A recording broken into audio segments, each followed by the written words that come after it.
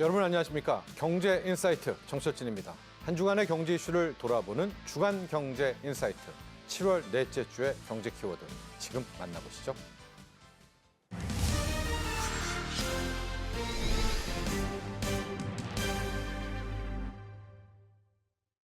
이제 이 단통법이 22일 바로 내일 폐지가 되는데 우리가 적용을 받고 있는 법이잖아요. 그래도 시청자분들이 좀 모르실 수가 있습니다. 일단 본격적인 이야기에 앞서서 이 법 내용 좀 설명해 주시죠. 그렇습니다. 사실은 이제 이 휴대폰 아마 2014년에 도입된 이제 단통법 단말기 유통구조 개선법이라는 게 사실은 이제 단말기의 경우에는 만드는 회사는 제조업체가 따로 있습니다. 국내는 삼성전자가 네. 해외에서 뭐 애플이든 중국산이든 단말기 제조업체가 따로 있고 이를 매달 이용하기 위해서는 통신사의 서비스를 가입을 해야 됩니다. 네. 그러다 보니 과연 이 제조사와 통신사가 얼마의 보조금을 주면서 단말기 가격을 내릴 것인가 상당히 많이 올랐거든요. 네. 100만 원에서 200만 원 호가하는 단말기가 있는데 그런데 이제 어쨌든 고객을 끌어모으기 위해서 고액의 단말기 보조금을 지급을 하다 보니 장소, 연령, 시간대에 따라서 같은 단말기를 네. 서로 다른 가격을 주고 사고 있다는 겁니다. 네.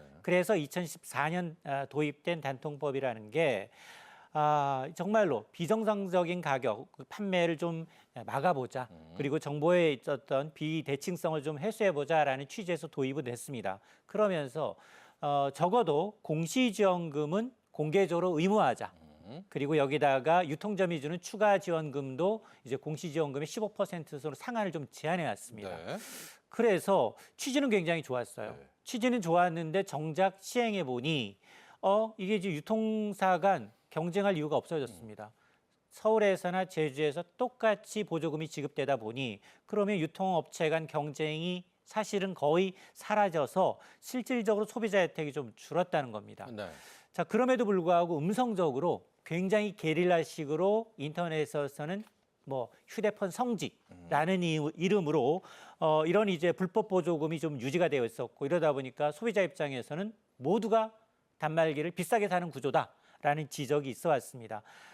그래서 결국 이제 2023년부터 이제 폐지에 대한 논의가 이제 시작이 됐고 올해 법적 정비를 마쳐서 폐지가 확정이 됐는데 어쨌든 단통법이 폐지되게 되면 어쨌든 통신사 보조금 공시 의무가 사라지게 되고요. 또 유통점은 자율적으로 추가적인 이제 이 지원금을 지급할 수 있게 됩니다. 다만 단말기 제조업체들이 좀 반대한 게 있어요. 이른바 이제 분리공시제에 대해서는 반대 목소리를 키웠습니다. 예. 분리공시제라는 게 뭐냐? 휴대전화 구매할 때 과연 통신사 보조금 그리고 제조업체 보조금 지원하는 걸 따로 별도로 공개하자라는 제도인데 현재는 합산해서 공시를 하고 있기 때문에 과연 제조업체와 그리고 유통사 이제 시행사가 얼마나 이제 통신사가 제공하고 있는지 고객들은 알 길이 없습니다. 지금 이제 시행되면 이제 제조사의 보조금 규모가 드러나기 때문에 소비자 입장에서는 가격의 투명성 그리고 소비자 선택권이 더 확대될 수 있겠습니다만 그러나 제조업체들이 지금 자신들의 부담이 부각될 수 있다라면서 반발해서 결국 제도는 도입되지 못했습니다. 네. 분리공시세, 그러니까 단말기 제조업체와 통신사가 어떻게 지원하는 이거는 이번에 통과가 안 됐습니다. 아마 그게 단말기 원가가 공개가 돼야 되는 일종의 좀 이 제조업체의 영업 비밀 차원이 있어서 이것을 고려했다 이렇게 보시면 될 것 같고요. 자, 소장님, 왜 도입됐는지는 알 것 같고 괜찮거든요. 이게 워낙 그 보조금 시장이 혼탁됐기 때문에. 근데 왜 폐지를 한 겁니까? 이제 뭐 통신사들이 소비자 혜택 안 준다라고 했는데 더 결정적인 이유가 있을 것 같은데. 맞습니다. 네. 사실 과열된 보조금 경쟁을 좀 막기 위해서 이제 2014년에 단통법이 도입이 됐습니다만 도입된 이후에도 여러 가지 이제 부작용이 나타났습니다. 이 통사에 대한 공시지원금 공시가 의무화되고 특히나 이제 판매 대리점의 추가 지원금 상한 공시가 있다 네. 보니까 이 가이드라인을 모두 전국 어디에서나 지켜야 했는데요. 그러다 보니까 오히려 시장은 경직된 겁니다. 보조금이 획일화되다 보니까 유통 소매업체 간 경쟁할 이유가 안 나죠. 사라지게 됐죠. 네. 특히나 이제 중저가 이용자들의 역차별이 좀 커졌고요. 그 결과 단말기 가격 기억해 보시면 10년 전만 하더라도 50만 원 미만대 단말기가 굉장히 고가였어요. 네. 근데 지금 10년 새 가격이 3.4배. 200만 원 호가하는 고가의 단말기가 나오고 네. 있습니다. 물론 뭐 기능 성능 많이 좋아진 건 사실입니다. 네. 그럼에도 불구하고 실수요자들의 부담이 좀 커졌고 이러다 보니까 통신사의 영업이익이 급증했습니다. 이를 지적함에도 불구하고 통신사들은 오히려 기지국을 확대해야 되고 투자 여력을 확보해야 된다라는 이유로 그동안 이제 가격을 좀 떨어뜨리지 않아 왔는데요. 이렇게 이제 통신 3사만 이제 공룡처럼 커지다 보니까 오히려 알뜰폰 사업자들, 중소 사업자들의 경우는 경쟁력이 좀 훼손되는 그런 사태가 빚어졌고요. 글로벌 환경을 좀 보더라도 미국과 영국 등지에서 주요국은 보조금 규제가 별도로 없습니다. 네. 자, 그러다 보니까 단통법이라는 게 이제 글로벌 규제 환경과도 좀 전면 대치되고 있다라는 지적이 있어 왔는데 무엇보다도 이제 소비자들이 저렴하게 단말기를 구조할 수 있는 권리, 선택권이 많이 이제 빼앗겼다라고 느껴졌고 그럼에도 불구하고 이제 음성적 불법 보조금은 좀 사라지지 않았기 때문에 제도의 이제 실효성이 좀 낮았다라는 점에 대해서 이 단통법에 대한 어떤 폐지가 11년 만에 현실화돼서 역사 속으로 사라지게 됐습니다. 자, 그럼 이제 폐지가 됩니다. 내일부로요. 그렇다면 정말 우리 2014년 이전 그때를 돌아보시면 막 새벽에 줄 서고 그러면 15만 원, 20만 원에도 단말기 사고 그랬거든요. 정말 그 시절로 돌아가게 되나요? 맞습니다. 이게 왜냐하면 지금 이제 국내 이제 통신 3사의 경우 시장 점유율 차가 그다지 크지가 않습니다. 네. 그러다 보니까 이 상한선이 사라지게 되면 정말로 네. 공짜폰 네. 혹은 마이너스폰 네. 현금을 더 그 되돌려주는 옛날처럼. 리베이트하는 네. 맞습니다. 돌아갈 수 있다라는 지적도 나오고 있는데요. 앞으로는 단말기 이 출고가를 초과하는 이른바 이제 마이너스 실구매가 제로인 폰도 등장할 수 있는데 이게 이제는 불법이 아니라 합법적인 테두리 내에 판매 행위가 가능해진다라는 예. 겁니다. 다만 지원금 조건은 반드시 계약서에 명기하도록 하고 있습니다. 기존에는 이제 통신비 예를 들어서 뭐 단말기를 원값 주고 사고 이제 선택적으로 통신 비용을 월 한 25% 깎아주는 이제 이 선택 약정을 택할 수 있었는데 그렇게 되면 추가 지원금 유통업체에서 주는 이제 추가 지원금 받을 수가 없었습니다. 그러나 앞으로는 요금 할인도 받고 보조금 이제 또 중복으로 받을 수 있기 때문에 소비자 혜택은 더 늘어날 가능성이 높습니다. 이렇게 가입 유형별로 차등 지원 제공이 가능해져서 실제 이제 매장 간 또 이제 경쟁할 수밖에 없는 상황인데요. 정부는 이를 통해서 통신사 간 보조금 경쟁이 좀 촉진하게 되면 소비자 부담이 좀 줄어들 것을 기대하고 있고 특히 대리점이 대놓고 이제 싸게 파는 시대가 열리면서 시장 가격이 좀 투명성과 소비자 선택권이 더 확대될 수 있다라는 얘기인데요. 그래서 이제는 정말로 소비자가 실질적인 혜택을 누리기 위해서는 어떤 정보의 접근성이랄까 그리고 이제 비교 능력이 더욱더 중요한 시대가 됐습니다. 지원금 규제 어떻게 바뀌는지 우리 선택 약정 25% 있지 않습니까? 뭐 이것도 받고 단말기 보조금도 받고 시뮬레이션 좀 해볼까요? 표를 맞습니다. 통해서 볼까요? 지금 소비자가 이제 휴대폰을 이제 살 때 받는 지원금은 크게 두 가지가 있습니다. 이게 하나는 이동통신사가 제공하고 있는 공시 지원금이 있고요. 네. 대리점, 판매점에서 유통된 유통망에서 제공하는 이른바 추가 지원금으로 나누게 됩니다. 네. 이번 단통법 폐지로 인해서 이제 이동통신사의 공시 지원금 의무가 이제 사라지고 공통지원금이라는 이름으로 자율적으로 보조금 공시를 하게끔 돼 있습니다. 이제는 공시 변경 주기나 방식도 통신사 재량에 맡겨지게 되고요. 소비자는 공통지원금과 더불어서 25% 요금 할인 둘 다 자유롭게 이제 선택이 가능해졌는데 가장 큰 변화가 뭐냐? 바로 지금 대리점에서 주고 있는 추가 지원금 15%의 상한이 아예 폐지가 됩니다. 예. 이렇게 되면 기존에는 통신사 공시지원금 15%까지만 주어졌지만 여기에 더해서 제한 없이 유통점이 자태 판단해서 고액의 현금 지급 가능성도 가능합니다. 결과적으로 보면 이제 단말기 출고가를 초과하는 마이너스폰, 심지어는 이제 현금 페이백까지 이제 합법화될 수 있다라는 얘기인데요. 다만 이제 앞서 얘기했습니다만 지원금의 어떤 조건이라는 건 모든 계약서에 명계약이 되어 있고 과거처럼 이제 구두로 안내했습니다. 아니면 음성적 거래는 이건 불법입니다. 그래서 이제 소비자는 이제 통신사별 이제 공통지원금 여기다 이제 유통사가 주고 있는 추가 지원금 요금제 조건을 직접 비교하고 판단해서 유리한 조건을 이제 선택할 수 있게 된 겁니다. 자, 이렇게 되면 아마 이제 일부 매장의 경우에는 이제 고액 보조금 대신에 고가 요금제나 아니면 장기를 유도하는 그런 영업 형태가 나타날 수 있고 또 부가 서비스를 가입을 좀 유도할 수 있기 때문에 이런 걸 소비자들이 위약금부터 시작을 해서 요금제 조건을 꼼꼼하게 들여보는 것이 이제 필수적인 단계로 넘어가게 됩니다. 정말 더 많은 할인을 받을 수 있는 이제 그런 시대가 다시 열렸다면 보게 될 것 같은데 다만 많은 혜택을 받았다. 위약금 같은 경우에는 글쎄요. 이제 이 통사들이 그렇게 호락호락하진 않을 것 같은데요. 맞습니다. 네. 초기에 공격적으로 보조금을 준다 하더라도 깨알 같은 단서 조항을 꼭 한번 챙겨보셔야 합니다. 네. 그게 바로 해지할 경우에 위약금 규모가 제각각일 수 있다는 겁니다. 많이 할인해 준 만큼 위약금 규모가 더 그렇겠죠. 커질 수 있습니다. 네. 특히 이제 통신사가 아니라 유통점에서 주는 이제 추가 보조금까지 모두 위약금 산정이 이제 포함될 수 있기 때문에 공짜 폰일수록 위약금이 더 커질 수 있다라는 겁니다. 예. 또 고가 요금제를 굉장히 장기간 보통 한 6개월 정도 얘기를 하는데 이걸 더 유지하거나 장기 약정 조건에 따라서 계약 전에 소비자는 꼼꼼한 확인이 좀 필수고요. 정부가 이제 모든 지원금, 약정 조건, 위약금 내용이 계약서에 이제 명시돼야 된다라는 걸 의무화하고 있지만 소비자가 거기에 한번 서명했습니다. 네. 서명했다라는 얘기는 과도한 위약금도 유효하다. 라는 판결이 나올 수 있다는 겁니다. 따라서 계약서에 없는 위약금이 부과되거나 다른 서비스와 연계된 이제 부당한 위약금의 경우에는 불법인 게 맞지만 모든 조건이 명기된데 내가 거기다 서명을 했다. 소비자가 서명했다라는 건 이게 유효하다는 이제 판결을 나올 수 있기 때문에 결국 이제 소비자가 계약하기 이전에 꼼꼼하게 이 혜택보다는 조건이 어떤 것인지 좀 철저하게 확인이 필요해야 진짜 이득을 보실 수 있습니다. 자, 2014년 이전의 이동통신 시장 그때 이제 스마트폰, 핸드폰 가입하는 거 생각하시면 될 것 같은데 그때 부작용이 있어서 단통법이 만들어진 것 아니겠습니까?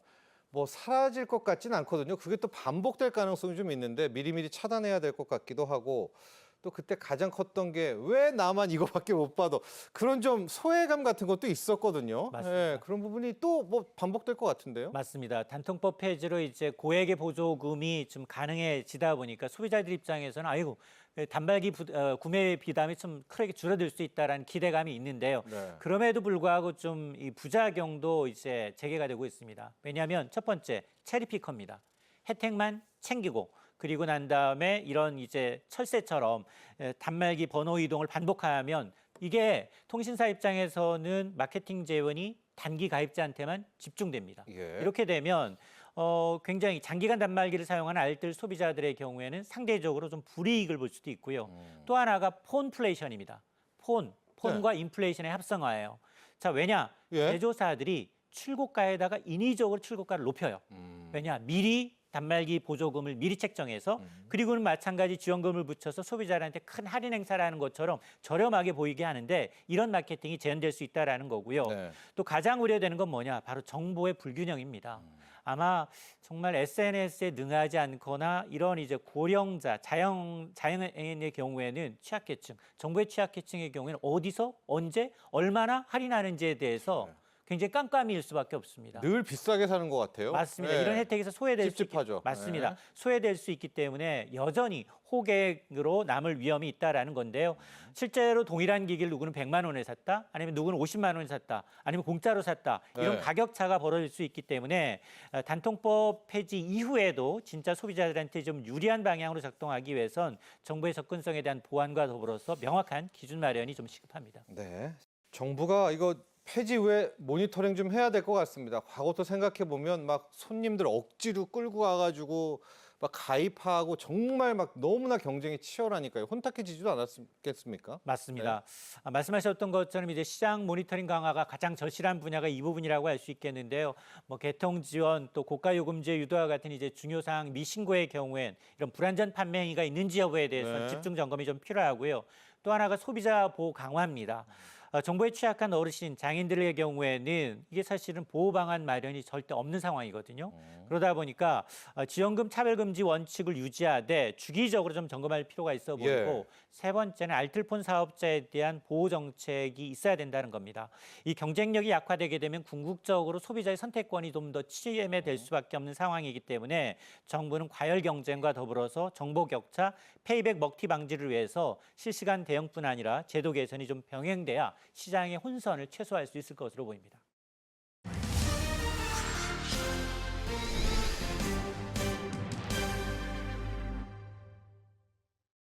오늘의 이슈는 뭐냐면 아주 유명했던 오리지널 의약품들의 상당수가 올해도 뿐만 아니라 3년, 5년 내에 다 특허가 만료가 된다. 이게 글로벌 제약 시장에 어떤 영향을 미칠지 또 이렇게 되면 판도가 또 어떻게 바뀌게 될지 전반적으로 한번 조명을 해주시고 들어가 보죠. 그렇죠. 보통 이제 오리지널 의약품이 특허를 출원하게 되면 보통 특허 만료까지는 제일 길어봐야 한 20년 정도로 20년. 봅니다. 그럼 물론 이제 특허 등록 이후에는 한 8년에서 한 15년 정도 이제 보이고 있기 때문에 우리가 알고 있는 뭐 휴미라 바이오시밀러나 아니면 스텔라라 바이오시밀러, 뭐 최근에 알티오젠 때문에 유명했던 키트루다 까지 이제 2028년 정도에 이제 특허가 이제 만료되기 네. 때문에 그런 바이오시밀러들이 흔히 말해서 이제 복제약이죠. 그 복제약들이 하나둘씩 지금 나오고 있습니다. 지금 전 글로벌 시장에서 이제 1위부터 이제 여러 가지 바이오 이제 시가총액을 보게 되면 물론 우리가 많이 알고 있는 삼성 바이오에피스, 뭐 삼성 바이오로직스 나오겠죠. 그리고 셀트리온이 거의 한 시가총액 20위 정도가 됩니다. 그런 측면에 있는 상황이기 때문에 뭐 산도즈나 뭐 암증과 같은 그런 측면에서 우리가 작년에 뭐 FDA도 여러 가지 승인을 해왔었고 특히 우리나라 바이오 시장 지금 바이오시밀러 시장 자체가 대략 한 올해만 기준으로 한 57조 시장입니다. 그러면 2030년 기준으로 약 한 130조까지 성장할 수 있는 측면이 있는 기하급 상황이기 수적이네요. 때문에 네. 또 이게 또 트럼프 대통령이 또 약간 얘기가 나오고 있잖아요. 그만큼 이제 바이오 시밀러 시장이 더 커지는 건 좀 명확하기 때문에 물론 이제 우리 정부에서에 대한 정책도 필요할 거고 여기에서 이제 대표적인 업체들이 하나둘씩 좀 나오고 있다는 점에서는 좀 주목할 필요는 있다고 생각하고 있습니다. 네, 지금 보시면은 뭐 유명한 약들 다 있습니다. 키트루다도 우리가 너무나 잘 알고 있고요. 휴미라, 또 스텔라라, 자렐토 이런 약들이 이제 속속 특허가 끝나게 됩니다. 여러분, 그럼 이제 저런 약들을 카피하는 바이오시밀러 약들을 또 누군가가 뭐 개발하고 판매를 하겠죠. 그렇게 되면 전반적인 이 바이오 제약 시장의 판도가 바뀔 수 있다. 여기에 좀 초점을 맞춰야 되는데요. 지금 작년에 보면 FDA가 승인한 바이오시밀러 중에서 5개가 우리 메이드 인 코리아, 바로 우리나라 기업들이 이제 이 바이오시밀러를 만들게 된 거죠. 그게 이제 판매가 되고 있는 건데 시청자분들 중에서 많이 좀 알고 계시는 분들도 계시겠지만 바이오시밀러라는 용어부터도 헷갈릴 수가 있거든요. 네. 아주 기본부터 하나씩 가보도록 할까요? 네. 일단은 뭐 우리가 이제 오리지널 의약품이 있으면은 물론 이거를 복제를 하는데 똑같이 이제 복제를 할 수는 없습니다. 물론 이제 오늘 삼천당 제약이 상한가를 갔죠. 그게 네. 기존에 있는 오리지널 의약품을 완전 100% 동등성 효과를 이제 보여줬다고 하면서 이제 100%가 이제 주가가 이제 오늘 상한가를 갔습니다. 그런 그것도 측면에서 어려운가 봐요. 굉장히 어렵죠. 네. 왜냐하면은 안정성 데이터, 유효성 데이터, 그런 독성에 대한 이슈들 모든 것들이 이제 똑같은 오리지널 의약품과 이제 똑같이 만들어주기 위해서 하는 게 쉽지가 않습니다. 물론 우리가 바이오시밀러라는 거는 특히 오리지널 의약품이 만약에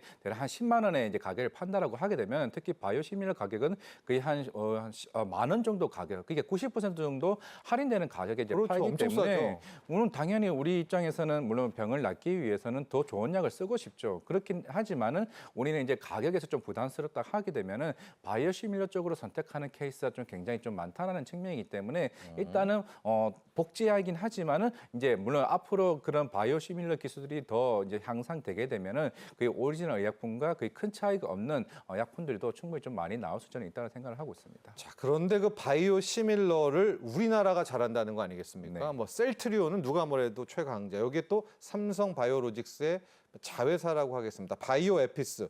우리들의 실력 세계적인 거죠? 네, 전 세계적으로 연간 매출이 1조 이상 나오는 회사 4개밖에 없습니다. 우리 2개가 있는데 셀트리온과 그리고 삼성 바이오에피스 바이오에피스. 그리고 산도즈와 이제 암젠. 그러니까 미국에는 이제 스위스 이제 회사밖에 없는 좀 상황이기 암젠이라는 때문에 회사. 올해 심지어 셀트리온이 마치 셀트리온뿐만 아니라 바이오에피스도 마찬가지로 연간 거의 5조까지 이제 눈앞에 두고 있는 좀 상황이기 때문에 그만큼 성장 속도가 굉장히 좀 빠르게 좀 치고 올라오는 부분이라 좀 생각을 하고 있습니다. 네, 저기 보시면은 뭐 미국의 암젠 하지만은 네. 글쎄요, 우리가 허가 건수나 이런 거에서 최근에 굉장히 좀 잘하고 있습니다. 자, 그래서 우리 K 바이오시밀러들의 현황 한번 살펴보도록 하겠습니다. 앞서 좀 봤지만은 최근에는 뭐 스위스 산도즈도 우리가 좀 제치고 있거든요. 네. 최근에 우리 K 바이오시밀러의 현황 좀 볼까요?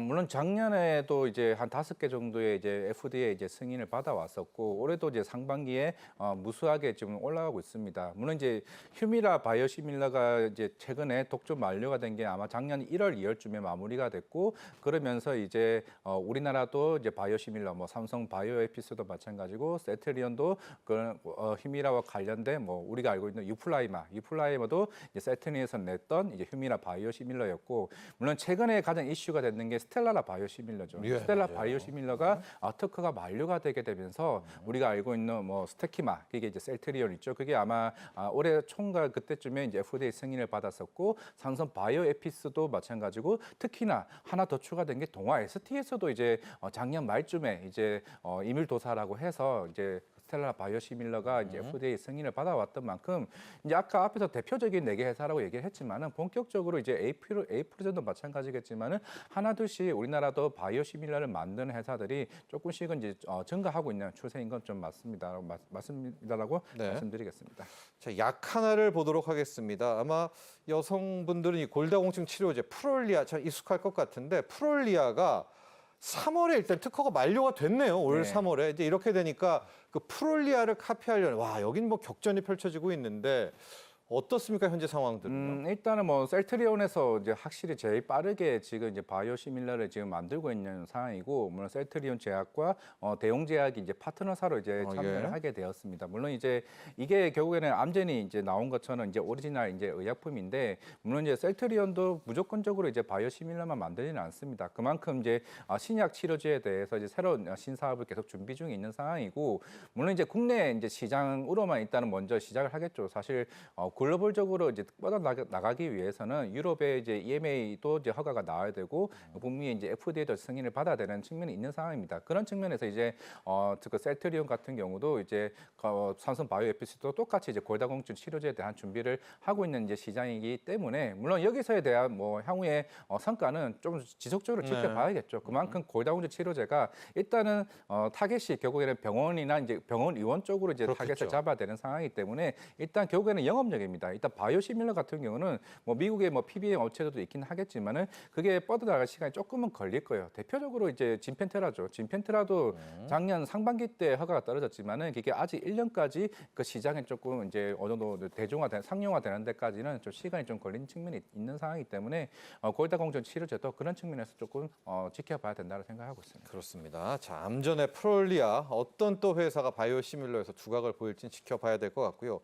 자, 우리 삼성 바이오에피스 같은 경우에는 좀 다른 경로로 또 미국의 이 제약 시장을 뚫고 있는데 미국을 보면은 일종의 전문 약국이라고 해야 되나요? 이제 CVS 같은 그런 곳들이 좀 있는데 그런 이 대형 약국 체인들은 PL이라고 하죠. 자기 브랜드로 또 약을 낸다고 하더라고요. 그쪽과 어떤 이렇게 협업을 하게 되는 건가요? 결국 미국은 확실히 그 진입하기 위해서는 PBM 업체들이 굉장히 뭐 중요합니다. 물론 우리가 알고 있는 뭐 익스프레스 이츠나 아니면 유나이티드 헬스케어 그리고 CVS 이제 유명하죠. 헬스케어 같은 네. 제 3대 회사들 이 회사들이 거의 한 미국의 그 바이오 시장을 거의 한 70-80% 이제 장악을 하고 있기 때문에 여기를 통하지 않으면은 그만큼 이제 미국에서 시장 진입하는 게 그만큼 어렵습니다. 작년에 셀트리온도 이 PBM 세계 업체들 등재하는데 굉장히 서정진 회장이 엄청나게 많은 고생을 좀 했다고 좀 보이고 있고 물론 이 삼성 바이오에피스가 사실 아까 스텔라라 바이오시밀러를 얘기를 했는데 이게 얀센의 이제 오리지널 의약품이죠. 근데 이게 스텔라 바이오시밀러가 굉장히 엄청나게 조금 많은 시간이 걸렸습니다. 어떻게 보면은 애초에 이제 CVS 이제 헬스케어나 아니면 이제 익스프레스 이츠를 같이 등재되게 되면서 이미 어떻게 보면 게임이 이미 끝났다는 시각도 굉장히 큽니다. 그만큼 이제 우리가 미국 시장에서 굉장히 큰 시장인데 바이오시밀러 시장에서 전 세계적으로 보게 되면은 미국이 거의 한 60% 시장을 차지합니다. 근데 그 시장에서 PBM 업체 두 회사가 우리의 PL 브랜드 자체 브랜드에서 이거를 약을 팔겠다라고 하는 거는 그만큼 경쟁력이 굉장히 뛰어날 수밖에 좀 없다라고 보이고 있기 때문에 예. 아까 셀트리온에서도 스테키마가 출시를 하기는 했지만은 사실 일본 잠정 실적 발표도 있었지만은 스테키마에 대한 영향이 굉장히 아직까지는 점점 떨어집니다. 그런 측면에서는 일단은 물론 삼성 바이오 오늘 로지스도 이제 실적 발표가 있겠지만은 아마 여기와 관련된 스텔라 바이오시밀러의 향후의 전망들 아마 이거에 따라서 굉장히 크게 차이가 날 것으로 보이고 있기 때문에 애초에 휴미라 바이오시밀러도 어떻게 보면 가장 실패를 했었거든요. 실패를 한 네. 상황이었기 때문에 스텔라라 바이오시밀러의 성장 속도를 보게 되면은 일단 삼성 바이오에서는 일단 여기서 일단 시장 선점을 일단 잡았다라고 좀 생각을 할 수가 있을 것 같습니다. 트럼프 대통령 관련한 두 가지 정책 이야기를 해보도록 하겠습니다. 첫 번째는 약가 인하. 약가 인하를 굉장히 중요시 여깁니다. 두 번째는 이제 의약품 관세. 이건 아직까지는 이제 불확실성에 있는데요. 첫 번째, 약가 인하 정책 한번 보도록 하겠습니다. 약값을 최대 80%까지 내려라. 트럼프 대통령.